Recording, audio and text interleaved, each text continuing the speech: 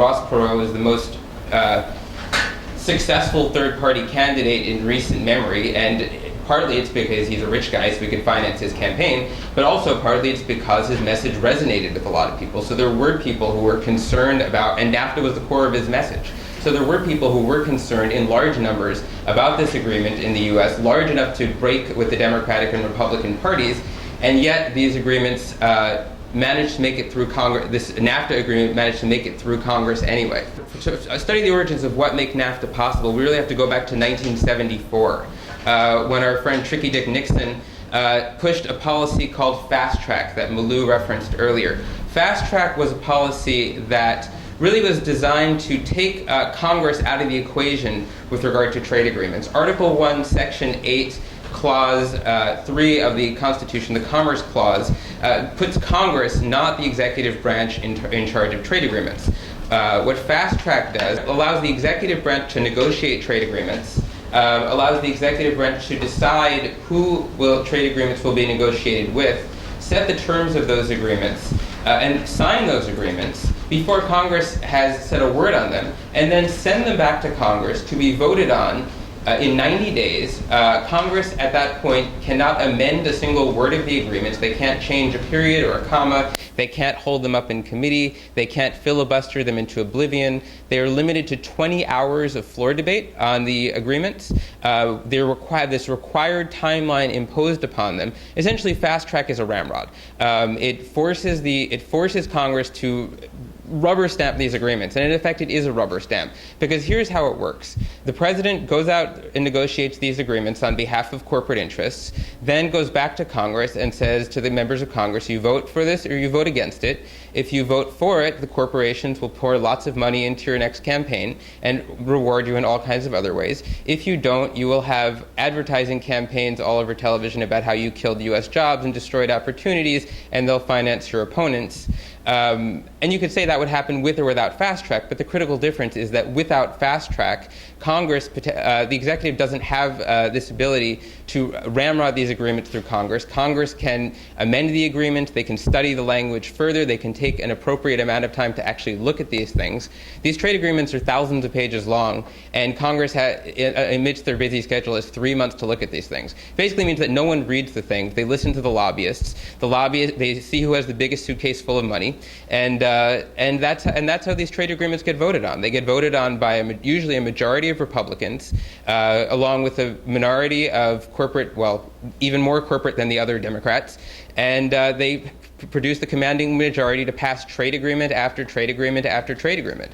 So that's how NAFTA went into law. That's how the U.S. joined the disastrous World Trade Organization. That's how we ended up with the Central America Free Trade Agreement and the Peru Free Trade Agreement and the Colombia Free Trade Agreement and the Panama Free Trade Agreement, and all of these trade agreements that have had disastrous effects, from the Colombia Trade Agreement exacerbating human rights atrocities, to the Korea Agreement increasing outsourcing of jobs, to the Panama Agreement increasing the ability of Colombian death squads and narco-terrorists to hide their money in Colombian bank accounts by locking in Panamanian banking secrecy laws. Each of these trade agreements are just worse and worse, one after the other. So again, going back to 2007, we had on the one hand the candidate Obama and candidate Clinton were saying that they were quietly supporting the Peru Free Trade Agreement, while openly, while not so quietly, opposing NAFTA. Hillary Clinton suddenly was against NAFTA, and Obama was castigating her for her past her association with NAFTA. That same year, Fast Track, this terrible process that allows these trade agreements to go through, expired. So candidate Obama, who had campaigned on this rousing message of opposing NAFTA, came into office. For about a year, didn't do anything on trade agreements, and then suddenly, following in the legacy of Bill Clinton, who took the baton from George Bush I to push NAFTA, took the baton from Junior and started pushing Bush's leftover trade agreements, the trade agreements that he wasn't able to get through when he was president. Now the Democratic president was going to deliver for him, which is how we got through the Panama, Colombia, and South Korea trade agreements. Now you may be asking, I just said that those trade agreements were passed under fast track. Fast track expired in 2007, so how did that happen? Well, the way fast track works is if they're negotiated while fast track is still in effect, whenever they get voted on, the fast track rules still apply. Now, the good news is that Obama, after having pushed through those trade agreements and now being gangbusters pushing TPP, doesn't have that advantage with TPP. TPP expired in 2007 before, fast track expired in 2007, long before TPP negotiations started. So now Obama, the great trade reformer who wanted to fix NAFTA, is trying to push Congress to renew fast track so that he can ramrod Congress again to push through what's been described as NAFTA on steroids. And he's not just stopping with TPP. He's also negotiating a transatlantic trade and investment partnership, basically a TPP with Europe, a trade in services agreement. So TPP is only the beginning of Obama's infatuation with globalizing NAFTA to every corner of the world in the interest of U.S. corporate profits. So what can we do about this? On the one hand, you have John Boehner pushing this lawsuit against President Obama taking executive action. On the other hand, you just had the the Ways and Means Republicans sending Obama a letter saying they're not going to touch TPP unless he gets fast track. In other words, Obama, you better take more power away from us and take more executive action if you want us to pass this trade agreement. A little hypocritical, no? So what they're really saying, though, is that fast track is the linchpin to TPP. Stop fast track and you make it very hard for TPP to pass. And the good news is that there are a lot of members of Congress who do not think fast track is such a good idea. They are hearing about it from their constituents. They don't necessarily think it's a good idea to be surrendering their powers. Fast track actually expired in 1998. It was under Bill Clinton through a combination of Democrats who were wary of this policy and Republicans who didn't want to do anything on behalf of Bill Clinton. In 2002, George Bush was able to renew fast track in the wake of 9/11, when George Bush could say any crazy thing was, pass this or the terrorists win. And so he got fast track and was able to pass all of these terrible trade agreements. The one that he was not able to pass was the FTAA, which, as Bill was talking about. The coalition of groups that I work with, Trade Justice New York Metro, was actually founded in the struggle against the FTA, inspired by Zapatista resistance. In Mexico and in Brazil, there were grassroots movements really illustrating what Malu was talking about the contrast between the values of community and participatory decision-making and these trade agreements. So in Brazil and in Mexico, there were people started a campaign of popular consultations, consulta popular, where they went out to the people and held referendums and said, if you were included in these conversations, if you were part of these negotiations, not just the corporate elites, what would you say? How would you vote? Would you want these agreements? And so we started in New York City a people's consultation on the free trade area of the Americas to adopt that same model here in New York, to ask the people what they think if their voices were included in these trade agreements. And that strategy is what we need to keep doing. The elites want to keep the people out of this. The media does not talk about TPP. They don't talk about fast track. Almost a complete blanket silence in the corporate broadcast media on these agreements. It is our job to bring these agreements to the light of day, to let elected officials know that if they surrender democracy by supporting fast track, they will be held accountable by the people. And to put that accountability in practice. And one very clear example of that, I started by talking about Hillary Clinton, and I'll end by talking about Hillary Clinton. Hillary Clinton supported the free trade agreement with Peru, but even more outrageously, it was revealed recently that when she was the Secretary of State, the State Department, and this is revealed through WikiLeaks, the State Department sent a memorandum to the Peruvian government, complaining to the Peruvian government that the protests were making the trade agreement look bad, and what they should do, they needed to use force against these protesters. Shortly thereafter, we had the Bagua massacre. So the blood of Bagua is on Hillary Clinton's hands, and that's something that we need to expose while holding her accountable for her aggressive advocacy for TPP and for disastrous trade agreements like the the Colombia Free Trade Agreement, which continued and expanded Colombia's role as the country with the worst human rights record in the Western Hemisphere. These issues need to be synonymous with Hillary Clinton as she moves towards her presidential campaign. We need to point out that she supports more job-killing, more people-killing trade agreements and force her to confront these issues. One opportunity that we have for that coming up, on August the 6th, Hillary Clinton will be in Huntington, Long Island, signing her book, Hard Choices. I have a feeling that one of the choices that she's not going to be talking about is the probably not so hard choice for her to call for the murder of indigenous people, or the not so hard choice for her to support trade agreements on behalf of President Obama that human rights groups said would lead to more massacres. So we need to point out that these should have been her harder choices, and that we will make these choices very hard for her as she moves ahead, and at the same time put President Obama in a very awkward situation where the more aggressively he pushes TPP, the more of a black eye Hillary Clinton gets as she tries to build the base for her presidential campaign.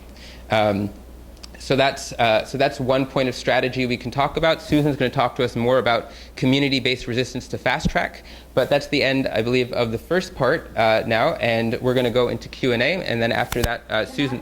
Can I come now, because I think the Q&A, it might, it kind of flows into the next issue of local organizing. Okay, well, I do want to leave time for people to ask questions, but do we? Of course, and a discussion. Okay, so Very brief. Okay, go ahead, yeah. Do you want to come up here, or do you want to do it from back there? No, I'll sit. Okay. I like to. Thank you. Thanks. I'm Susan Metz. How many of you are from Brooklyn? Live in Brooklyn? Does anybody else belong to the Park Slope Food Co-op? Okay. I asked because that's where I've been taking this campaign. I'm a retired high school teacher, and I started in the fair trade, not free trade, with against NAFTA, against the CAFTA, and all the way through. And we did lobby all our Brooklyn representatives against the 3 latest free trade agreements, Colombia, Panama, and South Korea, and they all voted against. So against the free trade agreements. So our lobbying efforts have been well rewarded. That the Brooklyn delegation voted against the free trade agreements because we were active in Brooklyn. So when the TPP came, Adam called me and said, you have to do something about this, and that was about 1.5 years ago. So the movement has decided that this single demand is no on fast track, because there's something for everybody to hate, and if it comes to light, we can tear it apart. Plus, as Adam pointed out, the Congress is split. There were 3 letters that got signatures, that dear colleague letters from different sectors.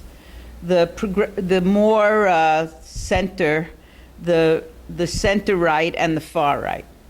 And there were Congress members from each of those sectors who signed that they were against fast track. So we've taken that as the center of the campaign, no on fast track, with the idea that if and when we defeat fast track, and we have access to the whole text, and the Congress has access, and the journalists have access, we can pull it apart, because each part that gets exposed is so onerous that that sector rebels against it. Labor, environmental, human rights, anybody who's in any kind of a progressive configuration, including community groups and all kinds of family groups. They start to talk about it. So this is the petition that we started with, this signature asking everybody to sign it. And it's no on fast track. And it's a no-brainer, because if it's secret, we want to know what's in it. Simple. We don't have to really go into much detail. How do we know about the free trade agreements? Well, you've heard the whole talk here about the experiences we've had with other free trade agreements. And also, WikiLeaks, in its wisdom and in our great appreciation for everybody who manages to escape information, has gotten a hold of some text, and we know certain sections of the text and how onerous they are. So the campaign is no on fast track, and the pressure, and Adam is the coordinator for Metro, and I joined the 9th Congressional District Yvette Clarke constituents team of Global Trade Justice Metro New York. And 7 comrades had started to lobby Yvette Clarke, and we had a meeting with her. We did it by sector. We had somebody representing labor, somebody the faith community, somebody community organizations, just because those were the affinity groups within which we function most actively. I have been a member of the Park Slope Food Co-op for the last 32 years, and that's my community of choice because it's an alternative institution. It's non-corporate. We're a food co-op. We're a consumer co-op. We work 3 hours every 4 weeks. We have a more or less participatory governance procedure, and we get the best produce and the best products for a 23% markup, which is pretty amazing when you know what the health food stores get for stuff that's not nearly as good. We turn over our produce every other day. So everything you get just comes into the store and out, in and out, in and out. And we work to make it happen. So all the members of the Park Slope Food Co-op belong to a non-corporate organization. And it seems like a no-brainer that that's where we would work against fast track. So one thing we did was we went to a meeting a year ago, exactly a year ago, August 13, and we started to leaflet and to publicize, and then we brought through our governance procedure a letter that said, we, 16,400 members of the Park Slope Food Co-op, prevail upon all the elected representatives from New York City, because we have members from all parts of the city, to vote no on fast track. And that letter was sent out. Then we constituted the Park Slope Food Co-op Fair Trade Group. And here's some of one of the 5 sessions that we had at our meeting room to inform people about what we know about the fast track. Now, about the trade agreements, what free trade means, you got that here. You got a excellent and inclusive perspective of its international implications. So, and that we did as the 9th CD Fair Trade team, Yvette Clarke's constituents. Now we have 5 representatives that represent parts of Brooklyn, and each under Adam's able administration and collaborate, he helps us to coordinate. Each one worked with their Congress member. And we brought our work through the co-op.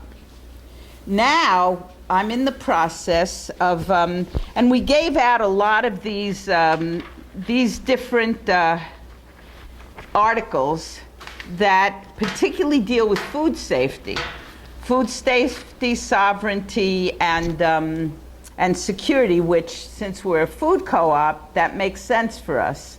But we also talked about fracking, because the co-op has a policy to coordinate against fracking. We also have a policy to be opposed to GMO foods. And those two issues would be impacted by the free trade agreements, where the government would not be able to restrict the corporate profiteering from extractive industries or, okay, so where we're at now, and anybody, please, who knows anyone who's in the Park Slope Food Co-op, please let them know that we are now working to constitute a fair trade work slot squad. That means the co-op will formally acknowledge that it's a campaign of the 16,000 members to stop fast track and study the TPP. So what is the lesson? One, it's a no-brainer. It's very easy to say to people, it shouldn't be a secret. That's the first argument. It should not be a secret. We need to know, we have a right to know, we want to know. Anything that's a secret, and I love the slogan, it will hurt you. If you don't know what it is, it will hurt you. So to say to everybody, sign for no on fast track and join up, get in touch with Adam and join up to get a delegation in August, when all the representatives are in the districts, to bring those signatures to them and say, we expect you to make a commitment to vote no on fast track. So that's number one. The other thing is into the sectors. Labor, if you belong to a labor organization, if you belong to a faith community, if you belong to a community organization, if you belong to an affinity group that's working on anything or is having a book group or anywhere that you can say to them, look, we need to know about this. Let's organize to say the Park Place monthly book discussion votes no on fast track, and then send someone with that message from that affinity group, faith, labor, youth, yada, yada organization to the delegation that goes to the Congress member. We had a 40-minute meeting when we first did the 3 ones. Remember when we did when we went to Yvette Clarke about South Korea, Panama, and Colombia? She gave us 40 minutes. She stayed for 2 hours. And this one, she gave us 40 minutes and she stayed for an hour and a half. And what she was asking us is, how do I tell the other Democrats? What do I say to the others? It's my president who's pushing this. How do I get it? And we said to her simply, tell them your constituents don't want it. You know? So we did defeat FTAA. We defeated the multinational agreement on investment. We have a record of having influence. Seattle, Quebec, I mean, there have been serious uprisings. We're now organizing for the climate change conference. Let's bring the free trade agreement into that issue, because it does have something to do with climate change. So it's no on fast track, it's sector organizing, it's continued pressure on all the legislators. Thank you. Oh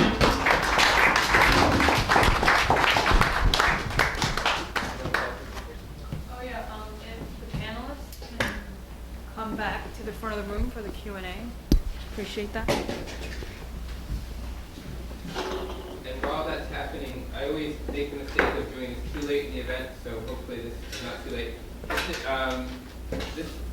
The goal of this event, as I think should be clear, is to let people know about this issue, but more importantly, to engage people in taking action. Something that will facilitate that is if you sign this sheet here. This is our contact sheet. This will help us get in touch with you to let you know about opportunities to take action against fast track, TPP, and other socially and environmentally unjust trade agreements. So please sign this and pass it around. Thank you. Following the people. Yeah, sure. Do you have any questions? Comments?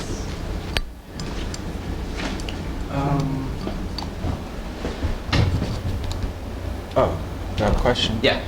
How many, oh, I should shut up, but how many people in Congress right now are speaking up against TPP? It seems like we don't have too many people that are in our corner. Does anyone know of, like, not a particular tally, but how we can, reach the message to other congressmen? Because I heard because I heard her mention that, how do I get this message out to my congresspeople? I'm just curious, is she like the only one that knows about this? And yeah, do you know of any other supporters in Congress? I can answer that.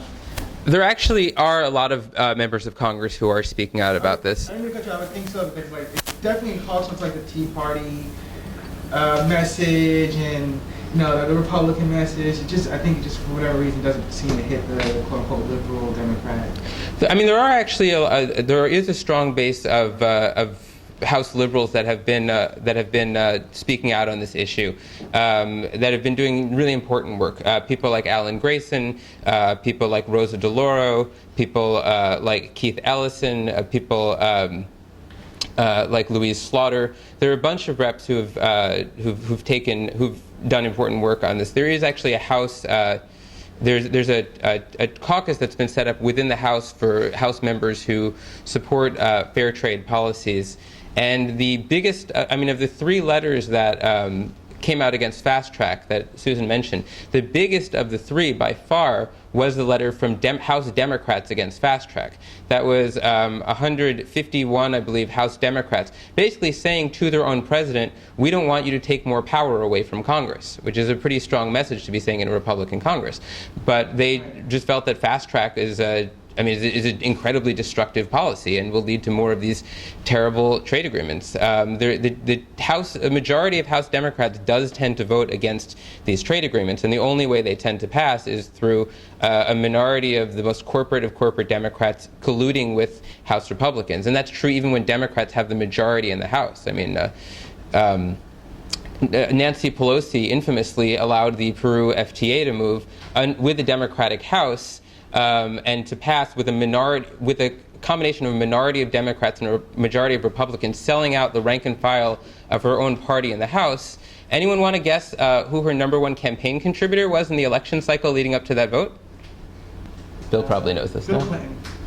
Occidental Petroleum, the company that, why don't you, do you want to elaborate on Oxy's role in Peru, or shall I? Where to begin? Go ahead. I'll elaborate if you leave anything out. Yeah, I'm sorry. This is a company that had spent basically decades poisoning people in the Peruvian Amazon, that was really excited about new opportunities to escape liability through the investor-state system created by these free trade agreements, where corporations can take cases to tribunals outside the national court system of a country to avoid being held liable for poisoning people, something that Chevron is doing in Ecuador right now to escape, well, anyway, I don't want to speak too long, but it's pretty disgusting. Oh, yes. We have stopped other free trade agreements. It's not going to be easy. And it has to be a concerted combination of a lobbying strategy and a mass action strategy. And this coming climate summit that we're organizing for now, that will be the 19th, 20th, and 21st of September, if we bring this issue in force into that, we can educate these people who have other reasons to be at that demonstration, as well as make it clear to our legislators that there is mass support. The biggest obstacle that we have is the blackout, whiteout of the issue in the New York Times and NPR, because that's the liberal media that everybody thinks is of record, and if it's not there, then you must be against the government. We had a discussion of our committee last Tuesday, and that was a big comment, you don't trust the government. Duh.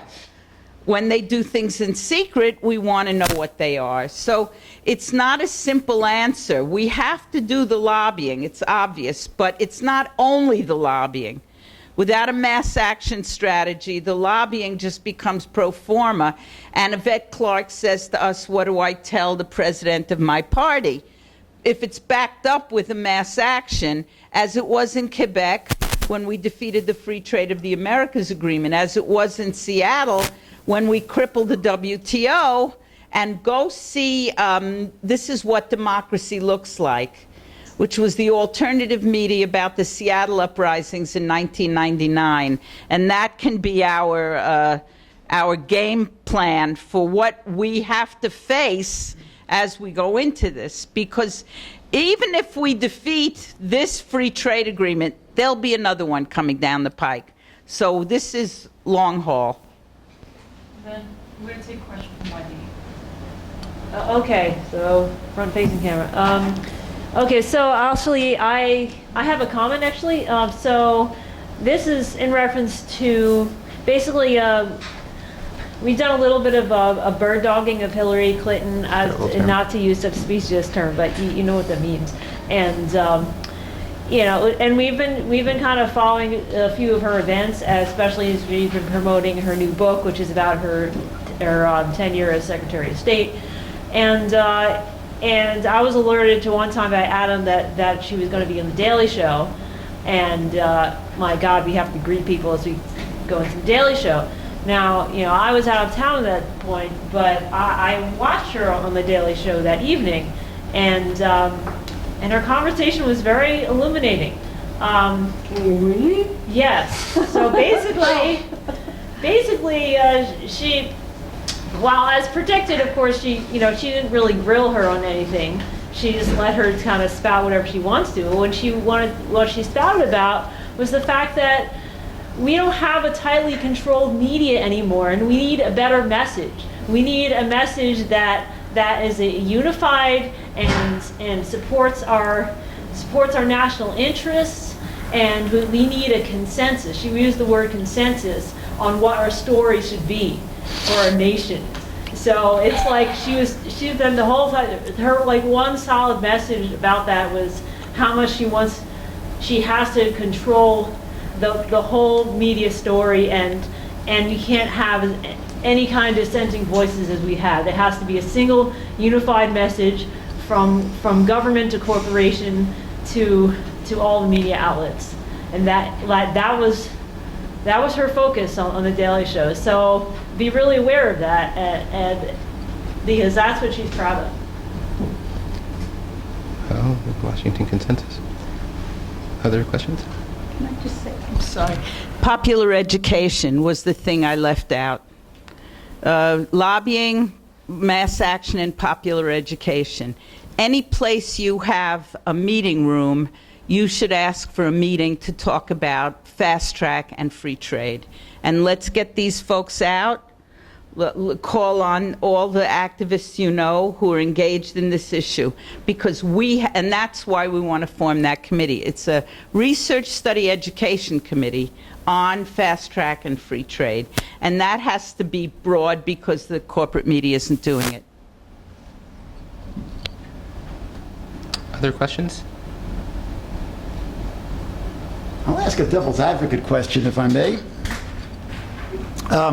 of Adam, because I can just anticipate the response you're going to get from a lot of, liberals who, basically have good intentions. That, if you're going to go after Hillary, well, what's the alternative? Who else is there to support? If you're going to doggedly go after Hillary and try to expose her hypocrisies on this issue, aren't you just paving the way for a President Rick Perry? What's the what alternative do we have to Hillary? Yeah. Okay. So my answer to that would be Trade Justice New York Metro is not an electoral organization. We don't. When we protest and thank elected officials, we're not telling people to vote for or against them. We do, however, have the philosophy that actions should have consequences, and that when people are in elected office, if they're not taken to task on their actions, whether they're Republicans, Democrats, socialist independents, not to mention anyone in particular, or whatever else, that if they are not taken to task for their actions, then they will ultimately find the worst possible form to become. If Democrats who do not fear reaction from their base become Republicans. And I think we've seen that time and again, and I think NAFTA proves that, and I think President Obama's entire administration proves that. I think the only chance that we have of Democrats being anything other than Republicans is if we demand it of them, and if there are consequences when they aren't.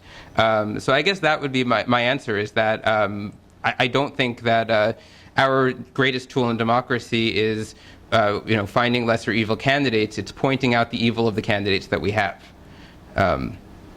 So other questions? I would say look for other candidates.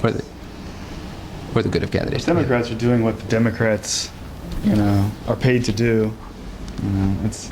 There's something that always kind of irks me, and this is sort of a little bit off, but like people like Michael Moore, they get upset and they talk about like, oh gee, it would be great if my dad could still work at that GM plant, and was it really that great working at the GM plant in the first place? Secondly, it's a totally ahistorical kind of problem because, there were concessions during that period because there was a threat of the Soviet Union. There was a much more active Labor Party. Those conditions just don't exist anymore.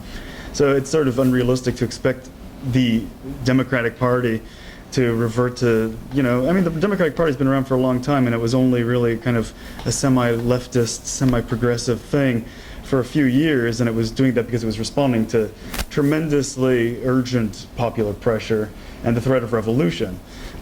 So if you have something comparable to the civil rights movement, and there are revolutions, like anti-colonial revolutions going on throughout the world, then maybe you'll have a mainstream party that'll respond to these issues.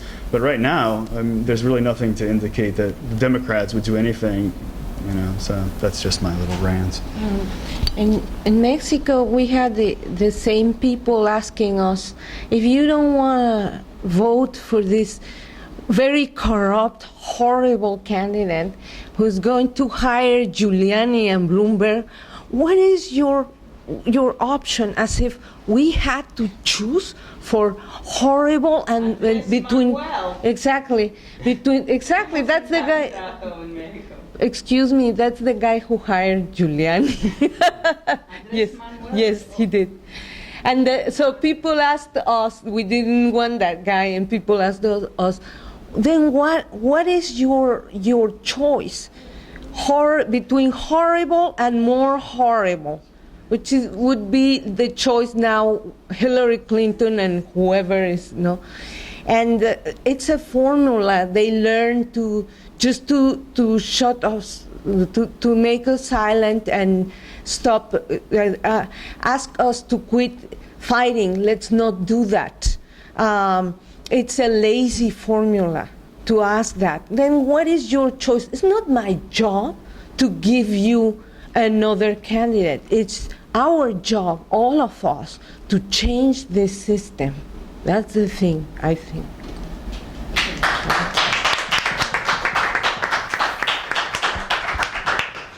So I have a question. Oh, say, go ahead. Can I ask a question? Yeah, go ahead, and then I have one. So I was just curious about the territory in which the TPP is bringing globalization into. So when we're looking at trade agreements between a lot of the South American countries with indigenous presence, it's a very similar situation where there's the first world, exploiting the third. But I understand that TPP involves first world countries like Japan and Korea. And is it because they're sick of this uprising? They want to work with other first world nations to benefit basically the upper crust and the corporations. Who's still part of? What countries are part of TPP? And I guess the third question is I understand it's a multilateral agreement. Are the yeah. So yeah, there's two questions. We should. Barbara, did you? Do we want to answer? Yeah, why don't we answer that one first? Because that's a big question. Who wants to take that? I mean, I can, but I've been talking Why about. don't you go first? I would just say one thing that it hasn't really, and it's just a brief point, but this really the Obama's pivot to Asia and his sort of focusing on containing China is really a big part of this. And when you look at the map, you see like, oh, okay, this is a real integral part of that. So it's not distinct from military and what you might call national security or whatever those greater, more sort of obvious imperialistic kinds of designs are. And that's a big part of it. Yeah. But I don't know if you want to. Yeah, I mean, there are actually two competing trade blocs forming right now, some with some overlap. One is in the Asia Pacific region. One is the TPP. The other is the RCEP. And so TPP does have. The thing about TPP is that most of the countries in TPP are not first world economies, with the exception of ones that the U.S. already has trade agreements with. So Canada is in TPP, the U.S. already has a trade agreement with Canada. It's called NAFTA. Australia is in TPP, the U.S. already has a trade agreement with Australia. If you look at the countries that we don't have trade agreements that are with TPP, other than Japan, they're mostly tiny economies. They're countries that don't have buying power. Now, why do you pass a free trade? And so you asked who the countries are. I'll just run them down quickly: U.S., Canada, Mexico, Peru, Chile, Australia, New Zealand, Singapore, Malaysia, Brunei Darussalam, Vietnam, Japan. Is that 12? I think that's 12. So looking at those particular countries. Why do you pass a free trade agreement with Vietnam? Well, one is because you're trying to counter Chinese influence in the region. The other is because Vietnam has a $1 a day minimum wage, and Vietnam has about 80 million people. So if you're Nike and you want to hyper-exploit workers in sweatshops and export sneakers back to the U.S. Tariff-free, a trade agreement with Vietnam is a very attractive option. If you're a corporation that has sweatshops in, as the film talked about, if you have sweatshops in China and the wages are too high for you in China's sweatshops, Vietnam is an attractive option. So, I mean, which really gives the lie to the whole idea that TPP is about creating U.S. jobs and prosperity. It's basically about creating prosperity for multinational corporations at the expense of U.S. jobs by continuing the exploitation of workers, by not significantly raising labor standards. There's talk about a labor side agreement with Vietnam with the trade agreement. And then keep in mind, some of these are countries that we're talking about that have not just exploited labor problems, but forced labor problems. Vietnam and Malaysia, that's a reality. So now, I mean, and that's just the labor side agreement is just, I think people who know the history of these issues roll their eyes when they hear that, because that's the exact same thing that was promised in Colombia. And the assassinations of labor organizers have continued in Colombia. So, I mean, these basically are just cosmetic band-aids designed to facilitate corporate exploitation. So does that answer your question? Sure. Okay. Quick comment regarding why would you make a treatment with an economy like Japan. I think that you have to consider that nowadays, really talking about countries and sovereign governments is not really accurate. We should be talking about companies, global companies, mega companies that are trying to make their life easier. So it's not only this idea of taking low-paid jobs to different places. It's just making everything efficient, and that doesn't only mean low-paid jobs. We're talking that now most of the economy and the real power in the economy is in the information and in the creation of technology. So if you think about it, technology, it's also something that can be outsourced to the lowest payer. And if you think about it, it's not only about different countries trying to trade between themselves. It's just huge companies trying to make their exchanges between them easier. There's something I addressed earlier, and it's related. And I said, people don't need jobs. And I saw some people kind of looking at because people don't really need jobs, and the economy is really about, people work because they need money, and they need money because they have to buy things. But really, the job is not necessary in that. And if we were to have a really radical political movement, it would be like, well, you could take care of that problem by just alleviating like the need. Like there are certain things that, like if people didn't have to pay rent, you would not have, most people wouldn't have to work about half as much. So that would eliminate the need for jobs. Most jobs are things that actually cause a great deal of harm in this economy. Most people, like, the clothes produced in sweatshops, most people don't need that. I mean, it's that this economy just needs to make money for certain people. It doesn't really care about making certain, providing use value, as the term goes. School teaching is a job. School teaching is a job, exactly. But, and we need teachers, but we don't necessarily need people to have, I mean, my point is just that if you alleviate the, if you have an economy not based on exchange value and making profit, you don't need to have, people don't need to work that much. And that should be the goal of a new politics. It should be like, if we talk about extending the commons or making, sharing things in organizing resources in an actually democratic way, nobody would have to pay rent, and things like food production and all of basic necessities could be done in a way that are decommodified. So like right now, the TPP is about privatizing everything. It's about making everything into a commodity. We should be going in the opposite direction and making things decommodify things. Land should not be a commodity. Water should not be a commodity. Pretty soon air will be a commodity, and we'll be paying an air bill every month, Information would be a commodity. And that's the direction it's going in. So I mean, we should really focus on going in a way where things are democratized in a radical way. So I just wanted to say that. I don't know. I think we can take the question. Was there a last question? Yeah, let's let her. Oh, okay. Yeah, let's hear from Bob, and then We got about 10 minutes before the event's let me supposed to Oh, okay. respond to that. Okay. Well, that would be really interesting to continue on that way, like how we do things differently. I want to go back to the trade agreements anyway. Like I'm an activist from Europe. We didn't really talk about it a lot, and the evening was not about the TTIP, TAFTA, but I do think it's important to bring it up again, even if you mentioned it before, especially when you're asking like these extensions of the trade agreements now with the first world countries. Like if you imagine like Europe and US together, like signing these agreements, like the big block economy that you have there, it's enormous.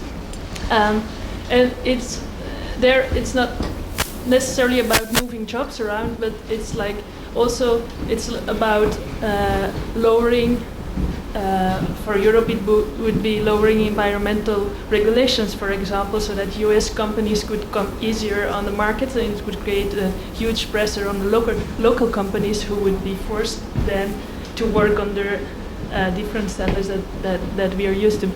But my question to maybe people here would be like, if there are ideas about how from all over the world, we have people from different countries here, like how we could reinforce each other's struggles, and if there are ideas about how we could better work together.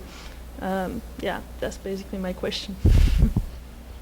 I love that question, because it is an international struggle, and we do need to keep in contact with each other and publicize in our popular education forums what the struggles have been all around. And that's part of our keeping our morale active in light of all the realities of the adversary or opposition or enemy as you pitch what the corporations are. And on the way to this, what seems to me a rather utopian but worthwhile vision to hold out, is to withdraw ourselves individually from everything corporate.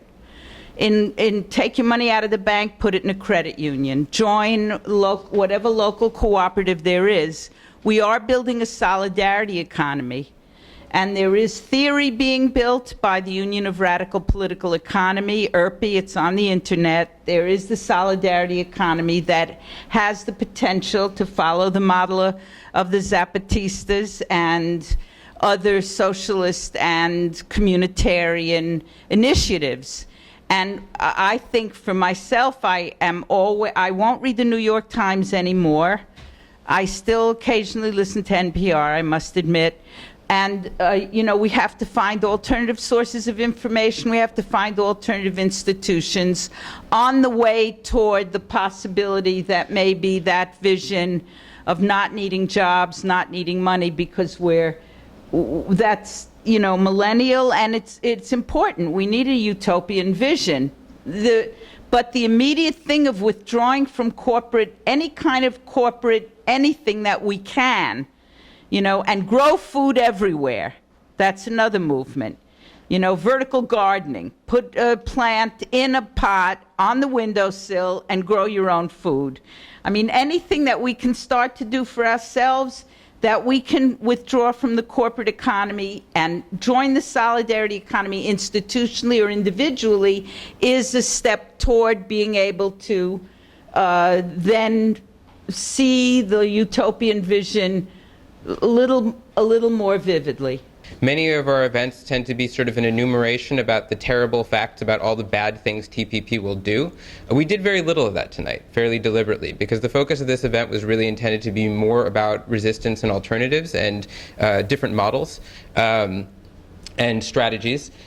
So what I really want to encourage, you heard a little about some of the problems in the films at the very beginning. There were lots more where those came from. You can learn much more at our website, tradejustice.net. Please empty the table in the back of the room. There is lots of literature back there about the TPP. Take as much of everything as you want. Don't take a copy, take a stack and give them out of everything. I don't want to carry anything home.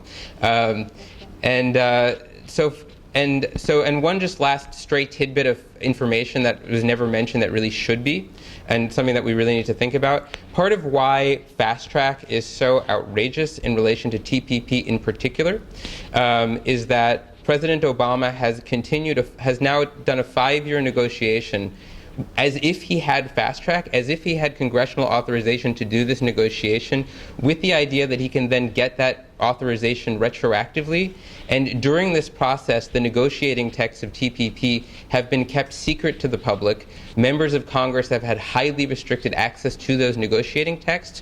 Who has been able to see those texts are 600 corporate advisors. Basically, the multinational corporations who these trade agreements are being written for are the ones who can actually look at them and decide what should be in them. So that's what we're up against here. We have a big fight on our hands, but we can win this. So my question for Malou, and really anyone else who wants to answer this.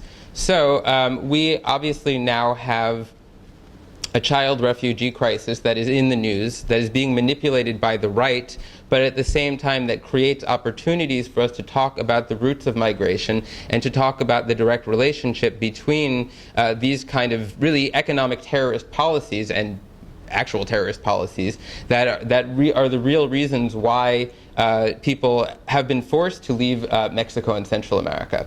So my question is, first of all, what can we do to make to really look at the roots, to make the roots of migration part of this popular narrative around migration? And secondly, what can we do to build a more powerful movement that enfranchises the people who have the most direct and terrible experience with these trade agreements in this country, the people who have, as a result of CAFTA and NAFTA and other trade agreements, been forced to leave their communities and their homes and cross the border at great risk to work under exploitative conditions in the U.S. because survival is no longer vital in their countries of origin? How can we build a more inclusive movement that unites the struggle for immigrant justice with trade justice and helps and puts the people who have been forced to migrate at the forefront of the movement for trade justice and their struggle at the forefront of the movement for trade justice? Well, the first thing that we can do, remember I was telling you that there is this book banned. The reason why it's banned is because the information is so important. We need to exchange information. We need to start creating community meetings with victims of NAFTA, direct victims of NAFTA, and their how they were raised, how they lived in East Harlem, how they really live. Because many people don't know. We see them serving of course in the services industry all over, but we don't know how their houses are. We don't know that many people live like in a very small apartment, 10 people sometimes, to save rent. And it's like living in jail, because 10 people in one 2-bedroom apartment is jail.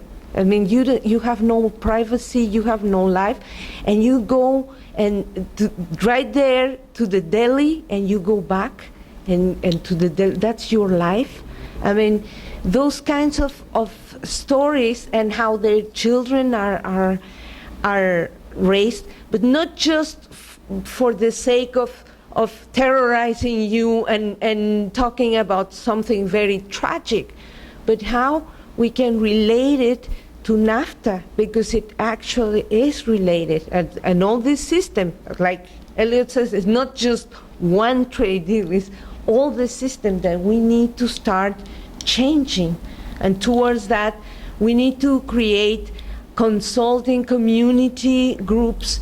David and I have the project of, and if you want to join with ideas and help in any way, you're most welcome, to start talking about trade, free trade, organized crime in Harlem, how it relates to free trade, to capitalism, not just talking about addiction and how to escape your addiction, but how it's all related in Harlem, between the West Harlem and the East Harlem. It's really deeply related, because it all has to do with free trade and how Mexicans came here, many of them escaping from organized crime, and how drugs are sold in the West Harlem. So we want to start creating like spaces to talk about this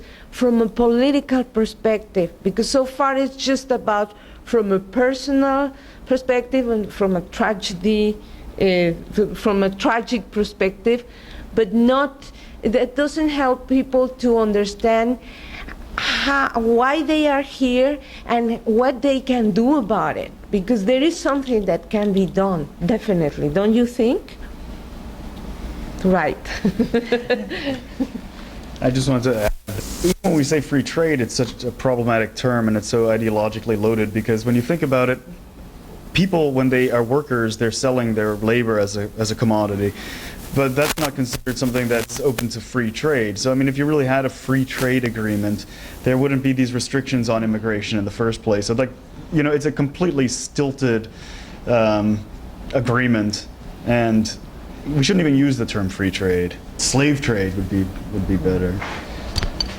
Is Elizabeth Warren an alternative to Hillary? Elizabeth Warren has had very good things to say about if TPP needs to be so secret, if it needs to be negotiated so secretly that people can't see it, then it shouldn't exist and it shouldn't happen. So there are any number of issues where I will part company with Elizabeth Warren, but when it comes to TPP, she has had very good and very important things to say, and has been at the forefront of exposing how TPP is being used by the financial industry to attack the very kind of regulation and reform that she has championed.